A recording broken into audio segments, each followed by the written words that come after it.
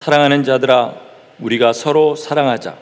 사랑은 하나님께 속한 것이니 사랑하는 자마다 하나님으로부터 나서 하나님을 알고 사랑하지 아니하는 자는 하나님을 알지 못하나니 이는 하나님은 사랑이심이라. 하나님의 사랑이 우리에게 이렇게 나타난 바 되었으니 하나님이 자기의 독생자를 세상에 보내심은 그로 말미암아 우리를 살리려 하심이라. 사랑은 여기 있으니 우리가 하나님을 사랑한 것이 아니요 하나님이 우리를 사랑하사 우리 죄를 속하기 위하여 화목제물로 그 아들을 보내셨음이라. 사랑하는 자들아, 하나님이 이같이 우리를 사랑하셨은즉 우리도 서로 사랑하는 것이 마땅하도다. 어느 때나 하나님을 본 사람이 없으되 만일 우리가 서로 사랑하면 하나님이 우리 안에 거하시고 그의 사랑이 우리 안에 온전히 이루어지느니라. 누구든지 하나님을 사랑하노라 하고 그 형제를 미워하면 이는 거짓말하는 자니 보는 바 그 형제를 사랑하지 아니하는 자는 보지 못하는 바 하나님을 사랑할 수 없느니라. 우리가 이 계명을 주께 받았나니 하나님을 사랑하는 자는 또한 그 형제를 사랑할지니라. 아멘.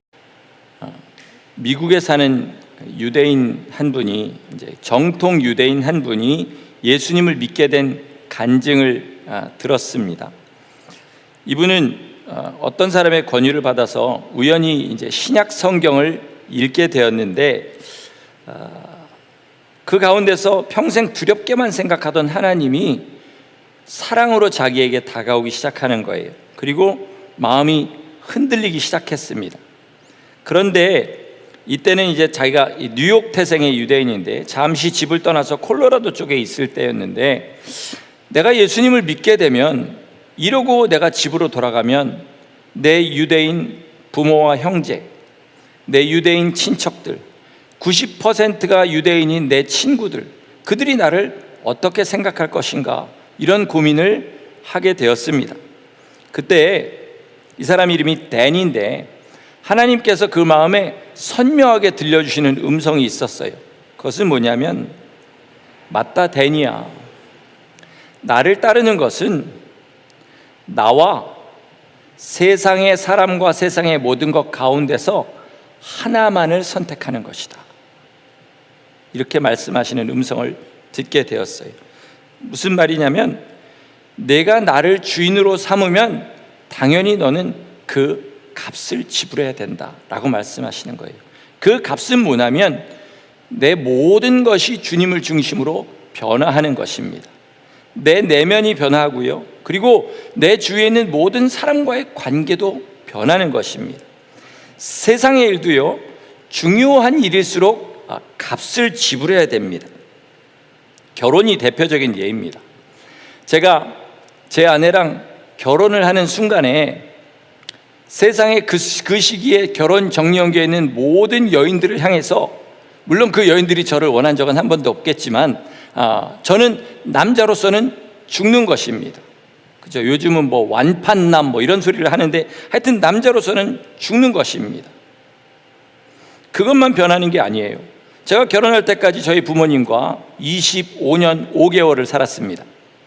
그런데 부모님과의 관계도 이제 아내랑 결혼함으로 말미암아 바뀌게 되고요, 제 20년 지기 친구들과의 관계도 제 2년 반 사귀고 결혼한 아내로 말미암아 많은 것이 바뀌게 되었습니다. 이 모든 것을 제 아내 한 사람과 제가 결혼함으로 말미암아 바뀌는 것, 이것을 알고 결혼합니다. 그죠? 우리 다 그걸 알고 결혼합니다. 예수님을 믿는 것도 이와 같습니다. 아니, 더합니다. 정말로 예수님을 나의 주인으로 삼은 후에는 모든 것이 바뀌어요. 예수님 때문에. 그런데 그게 어떻게 변하냐면, 뭘 중심으로 변하냐면 사랑을 중심으로 변하게 됩니다. 인간의 모든 관계가 그때부터 뭘로 변하냐면, 옛날에는 저 사람이 나한테 뭘 줬으면 나는 저 사람한테 뭘 주고, 이런 관계였다면 이젠 거기에서 주님이 나를 위하여 십자가에 자기를 내어주셨으니 나도 그 사랑으로 저들을 사랑해야 된다, 이 관계로 모든 것이 다 바뀌게 되는 것입니다. 그래서 예수님은 너희가 내 안에 거하면 아버지 앞에 들고 갈 그런 열매를 맺게 되는데, 그 열매는 오직 내 계명을 지켜야 맺게 된다. 근데 내 계명은 뭐냐면 내가 너희를 위하여 내 목숨을 내준 것처럼 친구를 위하여 목숨을 내주는 사랑으로 사랑하는 것이다. 요한복음 15장이 전체가 바로 이 얘기입니다. 그래서 오늘 본문 요한일서 3장 14절에서는 이렇게 이야기합니다. 한번 좀 틀어주세요. 제가 읽겠습니다. 우리는 형제를 사랑함으로 사망에서 옮겨 생명으로 들어간 줄을 알거니와 사랑하지 아니하는 자는 사망에 머물러 있느니라. 여러분, 구원은 사망에서 생명으로 옮기는 것인 줄 믿습니다. 아멘이시죠? 그러면 지금 요한 사도가 하는 말은 뭡니까? 사랑과 구원을 하나로 보는 것입니다. 만약에 형제를 미워하는 사람은 사망에 머물러 있다, 이 말은 구원에서 떨어져 있다라고 말씀하는 거예요. 그러니까 구원받은 증거는 형제를 사랑하는 것이다, 이 말입니다. 그런데 주님이 말씀하시는 사랑은 각자 알아서 자기 성품에 맞게 하는 사랑을 말하는 것이 아니라 예수님의 사랑을 서로 나누라는 그런 말입니다. 오늘 본문 11절 말씀 우리 같이 한번 다시 읽어보겠습니다. 본문 12절 말씀 다시 한번 같이 읽어보겠습니다. 좀 띄워주세요. 예, 시작. 사랑하는 자들아, 하나님이 이같이 우리를 사랑하셨은즉 우리도 서로 사랑하는 것이 마땅하도다. 무슨 말입니까? 성도는 마땅히 사랑해야 되는데 이같이 우리를 사랑하셨은즉 우리도 이같이 사랑하는 것이 마땅하다, 이렇게 말씀하시는 것입니다. 여러분, 예수님의 사랑을 한번 생각해 보겠습니다. 예수님은요, 우리가 받을 만한 사랑을 주신 것이 아닙니다. 감히 우리가 기대조차 할 수 없는 사랑을 우리가 하나님의 원수로 행할 때 그 사랑을 우리에게 허락하여 주셨습니다. 오늘 본문에서는 우리가 하나님을 사랑한 것이 아니라, 사랑은 여기 있으니 우리가 하나님을 사랑한 것이 아니라 하나님이 우리를 사랑하사 그 아들을 화목제물로 우리에게 주셨다, 이렇게 말씀하십니다. 이 말은 뭐냐면요, 우리가 하나님의 사랑을 받을 만한 일을 해서 하나님이 우리를 사랑하신 것이 아니라 우리는 전혀 하나님의 사랑을 받을 만한 자격이 없지만 하나님께서 일방적으로 우리를 사랑하사 일방적으로 그 아들을 우리에게 보내주셨다는 말씀입니다. 아멘이십니까? 그러니까 기독교의 사랑, 우리가 주님 뜻대로 해야 될 사랑은 뭐냐면 사랑할 수 없는 사람을 사랑하는 것입니다. 이게 그런데 말은 얼마나 좋습니까? 내가 사랑을 받는 입장이라면 너무 좋죠. 내가 사랑받을 수 없는 사람이지만 저들이 나를 사랑할 그런 말씀이라고 생각하면 참 좋은데, 내가 남을 사랑할 때는 이게 정말로 어렵습니다. 여러분, 마땅히 사랑해야 될 가족 사랑하는 것도 쉽지 않습니다. 그렇지 않습니까? 우리 미국의 가스스테이션 중에 게티 가스스테이션이라는 게 있습니다. 우리 동네에도 있어서 저는 가스를 거기서 집어넣는데요, 이 회사를 설립한 사람이 제이 폴 게티라는 사람입니다. 이 사람의 라스네임이 게티인 거죠. 미국 역사상 67위의 부자입니다. 그러니까 억만장자입니다. 그런데 이 사람이 마지막 죽는 순간에, 영어로 dying bed라고 그러죠, 죽는 그 머리에서 죽는 순간에 마지막에 한 말이 뭐냐면, 만약에 할 수만 있다면 내 가진 모든 재산을 다 내놓고 행복한 가정생활과 바꾸겠다, 이렇게 얘기했어요. 무슨 말입니까? 이렇게 돈이 많은 사람도 가족을 사랑하는 것은 자기 마음대로 안 됐다는 그런 말입니다. 그러니까 가정 하나 제대로 사랑하는 게 이렇게 어려운데 사랑할 수 없는 사람을 사랑하는 게 얼마나 어렵겠냐는 말이죠. 세상 사람들은요, 자업자득이란 말을 참 좋아합니다. 뿌린 대로 거두는 거야, 심은 대로 거두는 거야, 이 말도 참 좋아합니다. 그러니까 좋은 사람, 착한 사람, 남에게 잘하는 사람은 좋은 대접, 좋은 남들에게 사랑받는 것이고, 그렇지 않는 사람은 남들에게 푸대접받아 싸다, 이렇게 생각하는 거죠. 영어로 이걸 뭐라 그럽니까? You get what you deserve라고 그러죠. 네가 자초한 걸 받는다, 이러죠. 그러나 우리는 하나님께서는 우리에게 그렇게 하지 않으셨다는 사실을 너무 잘 압니다. 그렇죠? 아까 말씀드린 대로 우리가 인격이 안 됐다고 우리를 버리지 않으셨어요. 우리가 하나님 말씀에 조금 불순종했다고 우리를 포기하지 않으시고 여기까지 우리를 인도하셨습니다. 자그마치 하나님의 아들을 보내셔서 나의 부족한 모든 것으로 말미암아 내가 받아야 될 저주와 형벌을 그 아들이 다 담당하게 하시는 그 사랑을 우리에게 주셨습니다. 여기 계신 모든 분들, 저를 비롯해서 그 마음에 죄책감이 참 많을 줄로 믿습니다. 나 하나님 앞에 나가기에는 너무 부족하다, 너무 악해가지고 하나님께서 나 같은 사람은 안 받아주실 거고 간신히 구원을 하셨지만 이보다 더 큰 은혜는 내게 안 주실 거다, 이런 괴로움에 시달리시는 분들이 있을지 모릅니다. 요즘 아마존.com에 들어가면 모든 물건이 별점을 주고 있어요. 그죠? 별 5개를 가지고, 그래서 그걸 가지고 평가를 합니다. 만약에 그 별점으로 나를 평가하면 나는 하나님 앞에 별 하나 받기도 부끄러운 사람이다. 그러니까 하나님은 나를 절대로 안 사실 거다. 왜? 우리는 별점 4개 이상만 사니까. 그렇게 생각하시는 분이 있을지도 모릅니다. 여러분, 염려하지 마시고 하나님 앞에 나가시기를 바랍니다. 우리가 생각하지 못한 은혜, 나 같은 사람은 절대로 받지 못할 그 은혜를 하나님 앞에 갈망하며 나가는 그 믿음 하나 가지고 하나님께서 우리에게 반드시 부어주십니다. 그리고 나는 저런 믿음, 저런 믿음의 영웅들이 가진 그 믿음은 상상하지도 못할 나쁜 사람이야 라고 생각하셨다 할지라도 하나님께서 갈망하는 자에게 그 믿음과 그 믿음의 삶과 그 믿음의 삶으로 말미암아 받을 상급을 우리에게 반드시 허락하신 줄 믿고 하나님 아버지 앞에 믿음으로 나가시기를 예수 이름으로 축원합니다. 아멘. 그러면 그것을 정말 믿는 사람에게 요한 사도가 오늘 하는 말이 이겁니다. 하나님을 사랑하는 자는 또한 그 형제를 사랑할지니라. 세상에서 여러분 살면서 나한테 가장 악하게 했던 사람 한번 생각해 보시기 바랍니다. 지금도 생각하면 이가 막 벅벅 갈리는 그런 사람이 있는 분도 있고 없는 분도 있을 텐데요. 그 사람보다 나는 하나님 앞에 1000배, 10,000배 수를 셀 수 없을 만큼 악하게 했던 사람입니다. 오죽하면 하나님의 아들이 그 고난을 당하셔야겠습니까? 이 사랑을 받고 알게 될 때 우리 안에 생기는 마음이 있는데 그건 뭐냐면 빚진 자의 마음입니다. 빚진 자의 마음. 이 빚진 자의 마음이란 것은 뭐냐면 이 하나님의 구원을 생각하면 생각할수록 익숙해지지 않는 겁니다. 이 말은 구원을 믿지 못한다는 그런 말이 아니라 하나님을 더 알면 알수록, 내가 얼마나 죄인인지 알면 알수록 도무지 내가 받은 구원이 이게 말도 안 되는 것이라는 사실을 갈수록 더 깨달아 알게 되는 것입니다.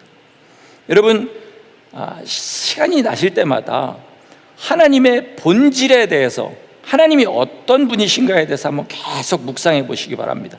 그냥 하늘을 넋놓고 바라보면서 저 하늘을 지신 하나님이 도대체 어떤 분이실까?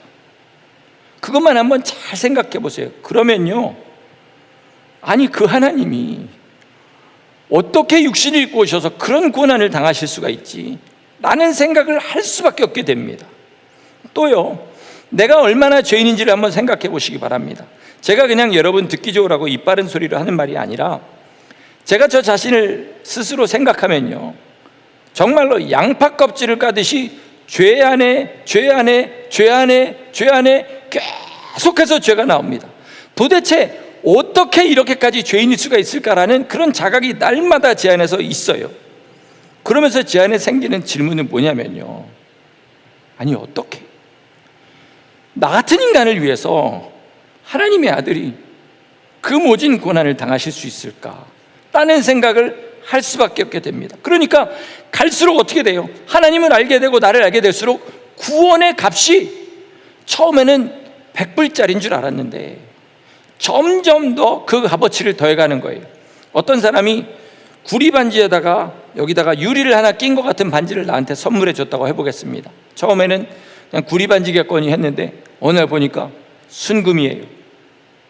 그냥 유리겠거니 했는데 어느 날 보니까 이게 다이아몬드예요. 나는 1캐럿, 2캐럿이 어느 사이즈인지 몰랐는데 요만하면 한 0.5캐럿 되려는 나중에 보니까 5캐럿짜리입니다. 그리고 다이아몬드라고 다 닫힌 다이아몬드가 아니라 물방울 다이아몬드라나 이런 엄청난 것임을 점점 더 알게 되는 것이죠. 그럼 어떻게 됩니까? 처음에는 뭐 이런 반지를 주고 그래. 이러다가 이게 1,000불짜리래, 10,000불짜리래. 그러면서 어떻게 돼요? 그 사람이 나에게 베풀어준 그 은혜가 갈수록 더 감사해지고, 그리고 적응이 안 되는 거죠. 이게 바로 뭐냐면 빚진 자의 마음입니다. 하나님이 우리에게 주신 사랑을 점점 더 알게 됩니다. 이건 무한한 사랑이기 때문에 살면서 계속해서 묵상하면 점점 더 우리 안에서 커질 수밖에 없는 줄 믿으시기 바랍니다. 그럼 어떻게 돼요? 하나님이 나한테 이 사랑을 베푸셨는데 나는 어떻게 하나님 앞에 이것을 갚을까 하는 생각이 들 수밖에 없잖아요. 그런데 우리가 하나님 앞에 어떻게 갚습니까? 그러니까 어떻게 돼요? 형제를 사랑하고 믿지 않는 자에게 내 삶을 내어주는 삶을 살게 되는 것입니다. 이게 바로 뭐냐면 빚진 자의 마음입니다. 여러분 안에 이 빚진 자의 마음이 있으십니까? 이 빚진 자의 마음을 가진 사람이 많으면 많을수록 이 세상이 하나님의 나라가 확장되는 역사가 일어납니다. 어떤 기독교인 의사 한 분이요, 이런 말씀을 하는 걸 제가 들었어요. 뭐냐면 자기 동료 의사들이 자기한테 이런 말을 한답니다. 야, 지금 세상은 병원도 비즈니스야. 일단 돈이 있어야 사람을 고칠 거 아니야. 이렇게 이야기한대요. 그래서 이분이 그렇게 대답했답니다. 그래, 너희는 열심히 비즈니스 해라. 나는 사람을 고쳐서 살리겠다. 이렇게 얘기했다고 합니다. 의사가 사람을 살리는 일을 최우선으로 하고, 정치가가 자기 백성을 기쁘게 하는 일을 최우선으로 하고, 선생이 자기 학생들을 인간을 만드는 것을 최우선으로 하면서 그렇게만 산다면 이 세상은 절대로 지금과 같지 않을 겁니다. 하물며 하늘의 빛을 받고 예수님의 생명을 받아서 거듭난 주님의 사람들이 이 빚진 자의 마음을 가지고 세상을 사랑하고 주님의 뜻을 나타내면서 산다면 이 세상이 얼마나 더 변할 것인지 한번 상상해 보시기를 바랍니다. 우리 한 사람 한 사람이 나부터 빚진 자의 마음을 가지고 세상을 주님의 사랑으로 변화시키는 믿음의 용사들 되시기를 예수 이름으로 축원합니다. 아멘. 만약에요, 우리가 교회 안에서만이라도 정말로 서로를 사랑할 수만 있었다면, 우리가가 아니라 여지껏 모든 교회들이 그렇게 할 수만 있었다면 지금 대한민국에서 교회가 받는 그런 멸시와 수모는 당하지 않을 것이라고 믿습니다.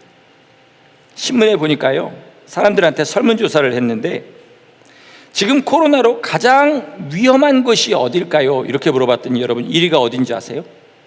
어딜 것 같습니까? 교회입니다. 여러분 솔직히 콘서트장에 가수 콘서트에도 사람들이 들어가요. 음악회장에도 사람들이 들어갑니다. 그리고 거기서 뭐 합니까? 노래하고 막 별짓 다 하잖아요. 그런데 사람들의 뇌리에는 교회가 가장 위험한 곳이에요. 여러분 이게 어디서 시작된지 아시죠? 그냥 교회가 싫은 겁니다. 미운 거예요. 이게 지금 한국에서 교회가 차지하는 위치입니다. 미국에서는 절대로 그렇지 않거든요. 최근에 어떤 교회 주일학교에서 실제로 있었던 이야기를 들었는데 너무 은혜가 돼가지고 여러분과 좀 같이 나누려고 합니다. 이 교회에 초등학교 2학년 그룹에 왕따가 생긴 거예요. 2학년 여자애 둘이서 한 애를 가지고 어느 날은 기분 좋으면 놀아줬다, 어느 날은 안 놀아줬다, 막 이렇게 왕따를 시킨 겁니다. 거기다가 얘가 한 것처럼 일을 꾸며가지고 막 얘한테 누명을 씌우고 이런 일들을 한 거예요. 이 왕따를 당한 아이가 참다 자기 5학년 언니한테 이야기를 했습니다. 이 5학년 언니도 이야기를 들어만 주다가 이게 점점 심해지니까 교회 전도사님한테 가서 이야기를 했어요. 전도사님이 이거를 잘 해결해 주고 이 2학년 7살짜리 아이한테 물어봤습니다. 너 왜 처음에 선생님이나 전도사님한테 말하지 않았어? 그러니까 이 7살짜리의 대답이 이거였습니다. 믿는 사람은 이런 일 당해도 참고 용서해야 되는 거잖아요. 7살짜리 아이가 그렇게 대답을 한 거예요. 이 전도사님이 너무 부끄럽고 너무 감동해가지고 거기서 막 눈물이 쏟아지는데 그거를 참고 그 다음에 옆에 있는 사람들한테 이야기를 해서 저는 한 달이 건너가지고 그 이야기를 들었습니다. 저도 큰 감동을 받았어요. 그리고 동시에 왜 7살짜리가 할 수 있는 일을 우리는 나이를 들어가면서 더 못하게 될까 스스로 너무 부끄러운 생각이 들었습니다. 그리고 이제 결국은 이런 결론을 내리게 됐습니다. 사랑이 없는 세상에서, 또 사랑을 입으로 말하지만 목회자도 주님의 사랑을 잘 하지 못하는 그런 교회 안에서 살아남으려고 발버둥을 치다 보니까 우리 안에 이런 모순을 그냥 받아들이게 되었나 보다, 이런 결론을 내게 되었습니다. 제가 새벽기도 때도 한번 나눈 말인데요, 한 달 전쯤에 제가 그날 한 일 중에서 이건 굉장히 모순이라고 생각해서 일기장에 쓴 게 있는데 그 문장 그대로 읽어드릴 테니까 한번 들어보시기 바랍니다. 아내가 나에게 짜증을 내서 짜증내지 말라고 짜증을 냈다. 이게 그날 제가 쓴 문장입니다. 여러분 들으시니까 재밌으시죠, 그죠? 근데 이게 왜 모순인지 한번 좀 잘 생각해 보시기 바랍니다. 두 가지가 있는데요, 하나는 남이 내게 짜증내는 건 싫고 내가 남에게 짜증내는 거는 괜찮은 거예요. 두 번째는 이거의 이유인데요, 무슨 이유냐면 저 사람은 나한테 아무 이유 없이 짜증을 내고 나는 이유가 있어서 짜증을 낸다, 이렇게 생각하는 겁니다. 이거를 바꿔서 한번 생각하면 우리 인생이 많이 바뀔 수 있습니다. 잘 보세요. 남이 짜증을 내면 내가 기분이 나쁘죠. 그러면 예수님의 사람이면 어떻게 생각해 맞습니까? 나는 짜증나도 짜증을 내지 말아야겠다 라는 생각을 하게 되는 거죠. 또 내가 짜증을 낸 게 이유가 있지 않습니까? 그죠? 나한테는 분명한 이유가 있어요. 그러면 저 사람이 나한테 짜증을 내는 것도 분명히 이유가 있을 테니까 그 이유가 뭔지 찾아서 고치자 라고 생각을 하는 거죠. 아마 이 정도가 된다면 우리 주님께서 굉장히 지혜롭다고 칭찬하실 겁니다. 그런데 우리 주님은 여기서 한 걸음을 더 나가기를 우리에게 원하십니다. 그것은 뭐냐면 누가 봐도 분명히 나한테 심하게 잘못한 사람이라 할지라도 안아주고 용서하라는 것입니다. 사랑하라는 것입니다. 용서를 넘어서. 어떤 여자 선교사님의 간증 이야기를 하나 하면서 설교를 결론으로 삼고자 합니다.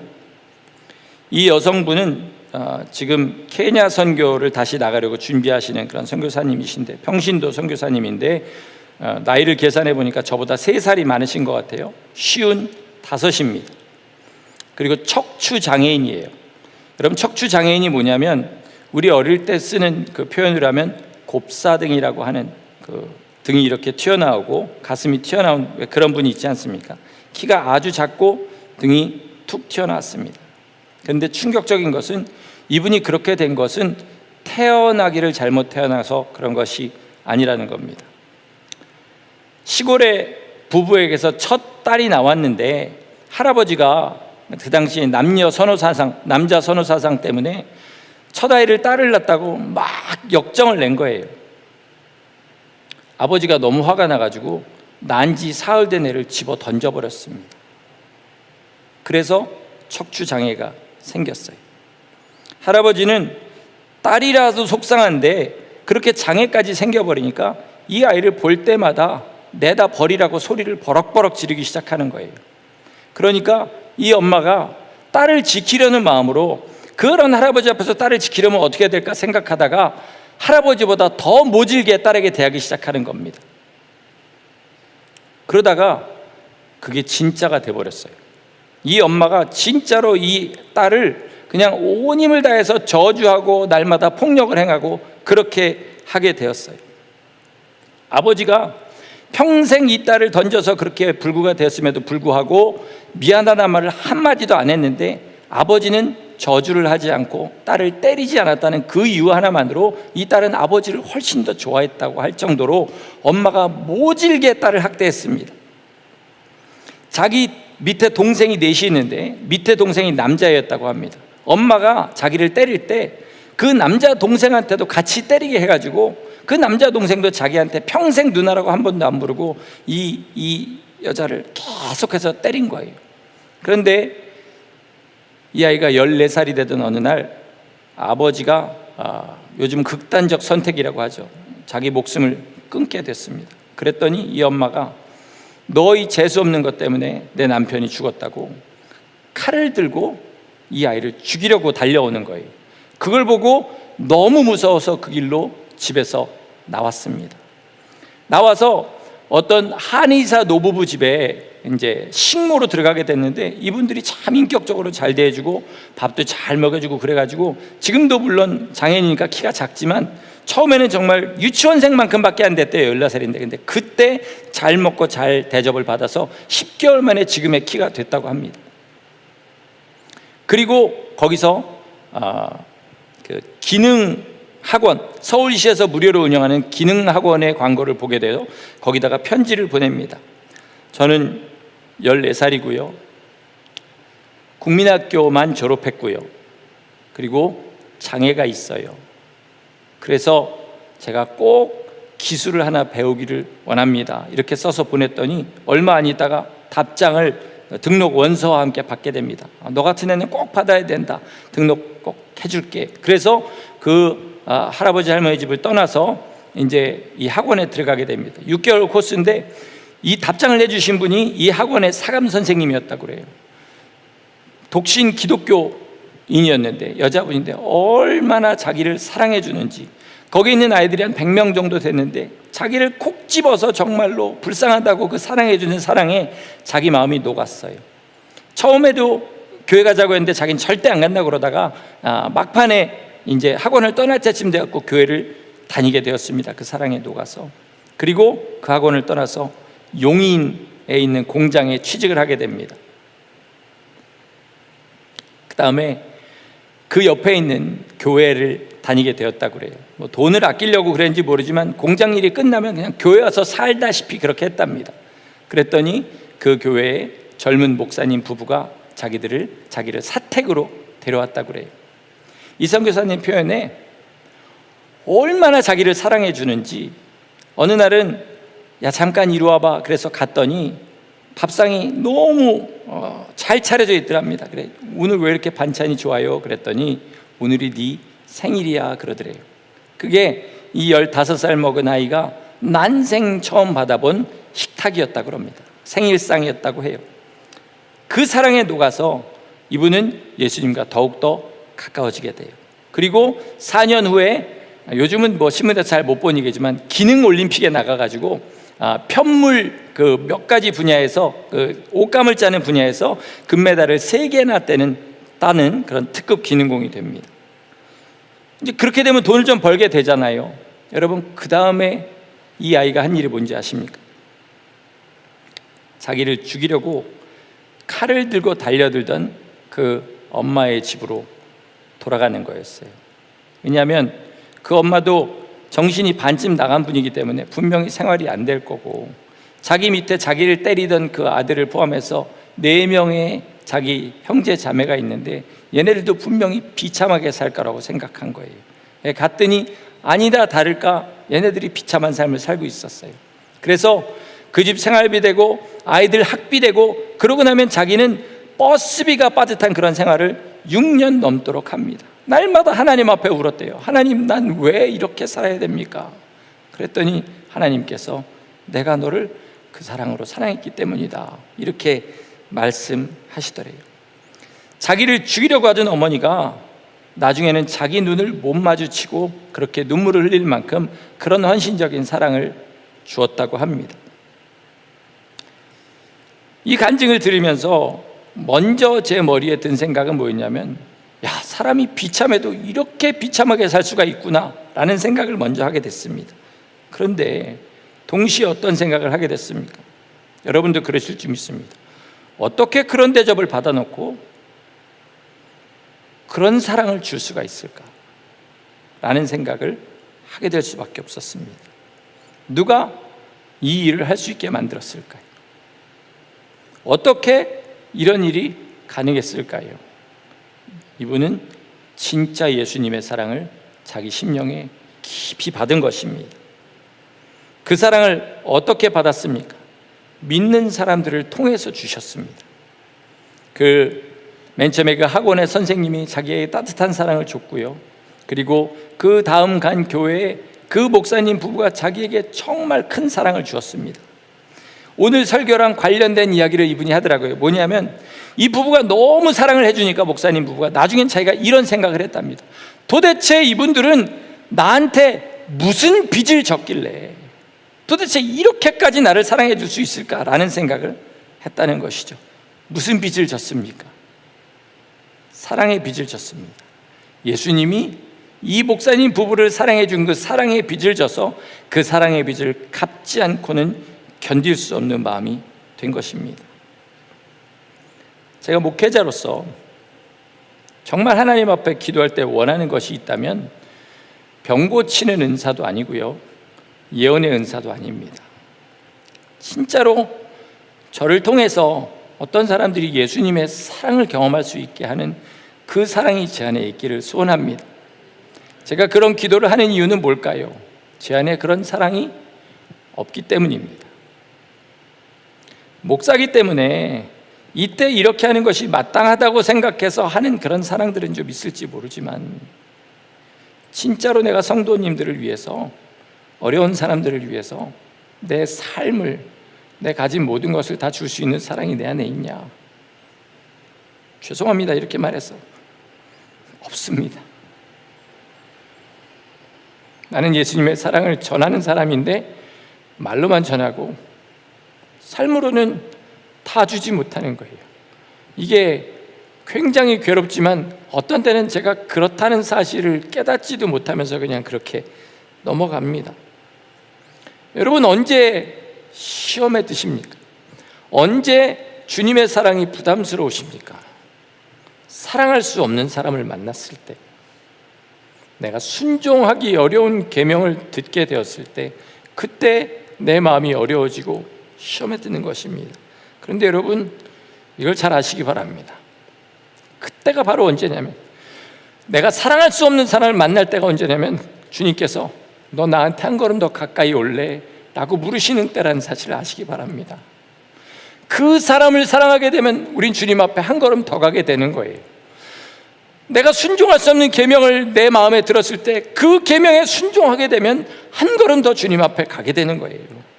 다시 말하면 주님이 내 삶 가운데 한 걸음 더 들어오시게 되는 겁니다. 예수님은 우리를 사랑하십니다. 우리가 전혀 받을 자격도 없는 그 사랑으로 우리를 처음부터 여기까지 사랑해 주셨습니다. 이 사랑을 받았다면 형제를 사랑하는 것이 마땅합니다. 저를 비롯한 우리 중 많은 사람이, 아니 우리 모두가 이것이 가장 필요하다고 믿습니다. 형제 사랑해서 주님 사랑한다고 고백하시는 사랑의 성도들 되시기를 예수 이름으로 간절히 축원합니다. 아멘. 기도하시겠습니다. 주님, 이 시간에 주님께서 우리에게 베푸신 사랑과 내가 남을 사랑하는 그 사랑을 비교할 수 있는 지혜를 허락하여 주옵소서. 부족한 것이 주님께서 이해하실 수는 있는 일이지만 당연한 것은 아니란 사실을 알게 하시고, 주님께서 우리에게 주신 사랑 형제에게 하기까지 온 힘을 다하여 주님 앞에 나가는 우리 모두 되게 하여 주시옵소서.